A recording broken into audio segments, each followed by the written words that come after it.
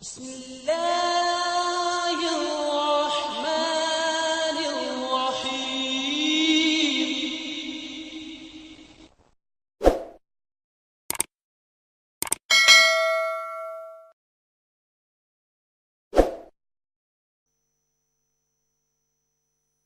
اسلام سے نہ بھاگو، راہ خدا یہی ہے۔ اے سونے والو جاگو، شمس الضحیٰ یہی ہے۔ یا حقیقت اس کے برعکس ہے کہ ہمیں یہ نظر آتا ہے کہ قرآن کریم کی دیگر آیات بھی ہمارے موقف کی تائید کرتی ہیں۔ تو میں چاہوں گا کہ آپ اسی بات سے، اسی موضوع سے آج کی گفتگو کا آغاز کریں۔ جزاکم اللہ۔ بسم اللہ الرحمن الرحیم۔ بڑا اچھا آپ نے تعارف کر دیا ہے کہ کیا پروگرام ہے۔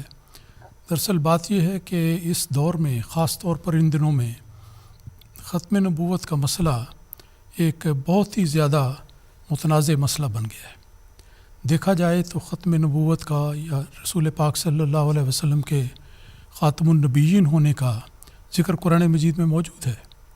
تو اس لحاظ سے جماعت احمدیہ تو پورے یقین اور وثوق کے ساتھ آپ کو خاتم النبیین تسلیم کرتی ہے۔ ہمارے دیگر دوست بھی یہ بڑا بڑھ چڑھ کر اعلان کرتے ہیں کہ ہم ختم نبوت کے قائل ہیں، اور اس حد تک چلے جاتے ہیں اس بیان میں کہ احمدیوں کو منکر ختم نبوت کہہ دیتے ہیں، حالانکہ معاملہ حقیقت میں دیکھا جائے تو اس کے برعکس ہے۔ اگر اس آیت پر ہی غور کیا جائے جس کا آپ نے حوالہ دیا تو یہ مضمون بڑا واضح ہو جائے گا، لیکن یہ بات کافی تفصیلی ہے اور ہمیں اس موضوع کے مختلف پہلوؤں پر آہستہ آہستہ آگے بڑھتے ہوئے غور کرنا ہے۔ اس پروگرام کی ابتدا میں یہ ذکر کرنا چاہتا ہوں کہ حضرت بانی سلسلہ علی احمدیہ حضرت مرزا غلام احمد قادیانی علیہ السلام نے اپنی تحریرات میں بڑی وضاحت سے یہ بات بیان کی ہے کہ میں نے اگر نبی ہونے کا دعویٰ کیا ہے تو کس معنی میں کیا ہے اور کس معنی میں نہیں کیا۔ مشکل یہ ہے کہ ہمارے دوست اس بنیادی اصول کو کہ جب بھی کسی آدمی کی بات کی جائے تو اس کے اپنے اقوال کو زیر بحث لانا چاہیے۔ اگر کسی نے ہاں کی ہے تو اس کو لیں، اگر نہ کی ہے تو اس کو تسلیم کریں۔ لیکن مشکل یہ ہے کہ مسیح موعود علیہ السلام کی کتابوں کو پڑھنا تو آج کل کے قوانین میں ویسے ہی منع کر دیا گیا ہے۔ ظلم و زیادتی کی انتہا ہے کہ الزام لگانے پر کوئی پابندی نہیں اور سچ پڑھنے پر پابندی ہے۔ عجیب معاملہ ہے۔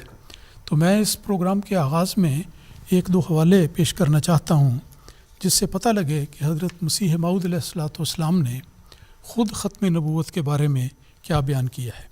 یہ بے شمار حوالے ہیں، سینکڑوں حوالے ہیں، لیکن ہر مضمون میں میرے خیال میں برکت کے طور پہ اسی سے ابتدا ہونی چاہیے۔ ایک موقع پر حضرت بانی سلسلہ علی احمدیہ نے فرمایا کہ مجھ پر اور میری جماعت پر جو یہ الزام لگایا جاتا ہے کہ ہم رسول اللہ صلی اللہ علیہ وسلم کو خاتم النبیین نہیں مانتے، یہ ہم پر افطراء عظیم ہے۔ ہم جس قوت، یقین اور معرفت اور بصیرت کے ساتھ حضرت صلی اللہ علیہ وسلم کو خاتم الانبیاء مانتے اور یقین کرتے ہیں، اس کا لاکھواں حصہ بھی وہ لوگ نہیں مانتے۔ پھر اس کے بعد آپ کا ایک اور حوالہ پیش کرتا ہوں جس میں آپ نے اپنے خیال کا خلاصہ بیان فرمایا ہے۔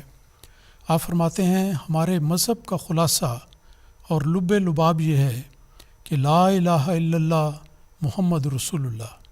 ہمارا اعتقاد جو ہم اس دنیاوی زندگی میں رکھتے ہیں، جس کے ساتھ بفضل و توفیق باری تعالیٰ اس عالم گزران سے کوچ کریں گے، یہ ہے کہ حضرت سیدنا و مولانا محمد مصطفیٰ صلی اللہ علیہ وسلم خاتم النبیین اور خاتم المرسلین ہیں، جن کے ہاتھ سے اکمال دین ہو چکا اور وہ نعمت بمرتبہ تمام پہنچ چکی جس کے ذریعے سے انسان راہ نجات کو اختیار کر کے خدا تعالیٰ تک پہنچ سکتا ہے۔